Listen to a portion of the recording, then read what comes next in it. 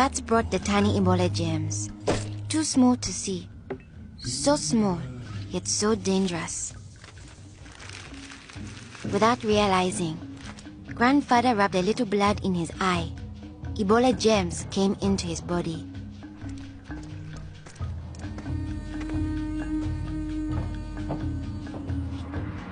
Days went by. Then Grandfather got a terrible fever and weakness. We thought it was malaria, but he was soon much worse. He had vomiting and diarrhea. His fever got even higher. I ran to get the nurse. But Grandfather had already died. I was heartbroken. The nurse thought it might be Ebola, a disease caught from bush meat, but which spreads from person to person. Others in our region had already died of this new disease. Unless we understood the disease and followed their rules, it could spread further and kill many more people. She explained that Ebola was in the body fluids of someone who was sick or had died of Ebola.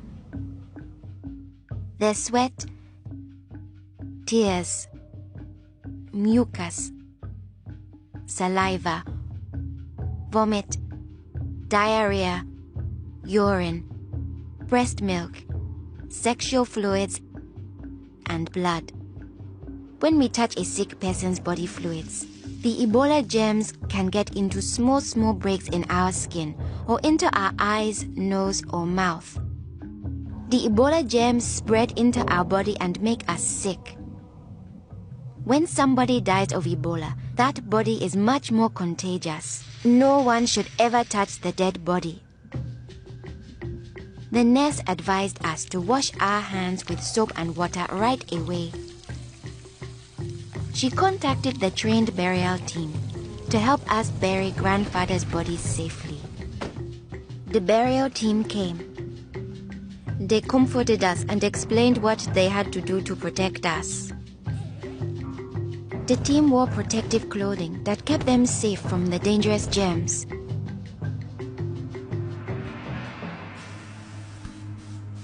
They sprayed Grandfather's room and his body with chlorine to destroy the Ebola germs.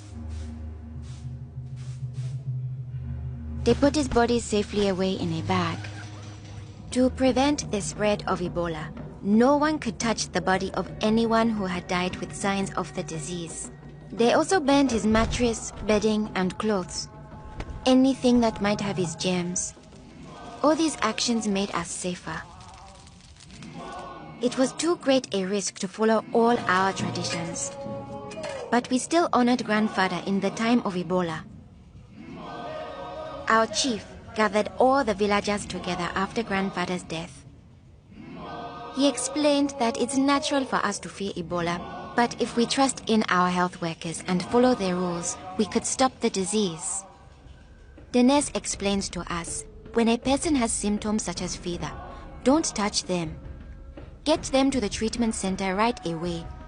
They will have the best chance of surviving and they won't spread Ebola. She advised us to wash our hands with soap and water many times a day. The whole village agreed to follow these rules.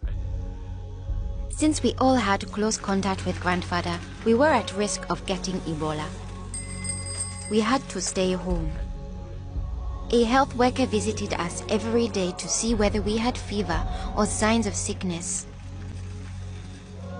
We would show signs within 21 days if we had Ebola.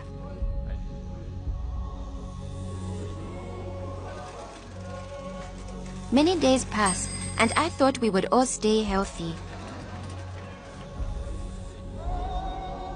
But one morning, I found my mother burning with fever.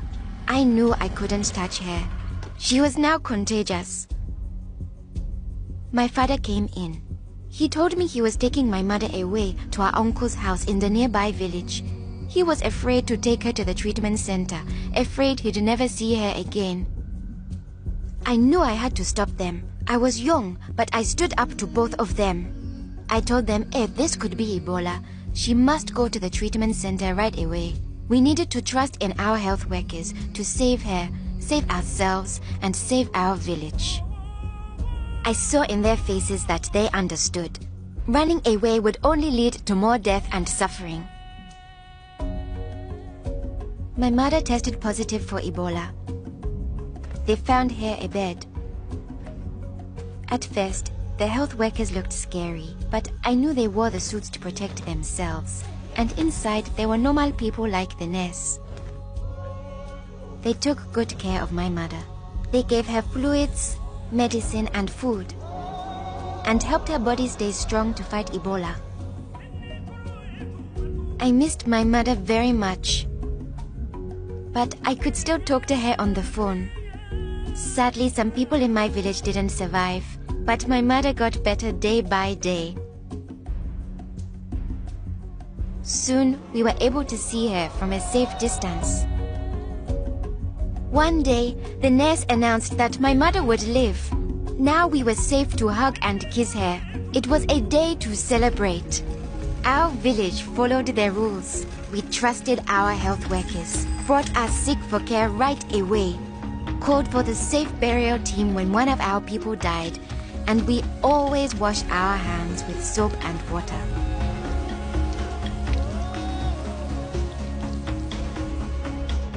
Our village survived Ebola. Yours can too.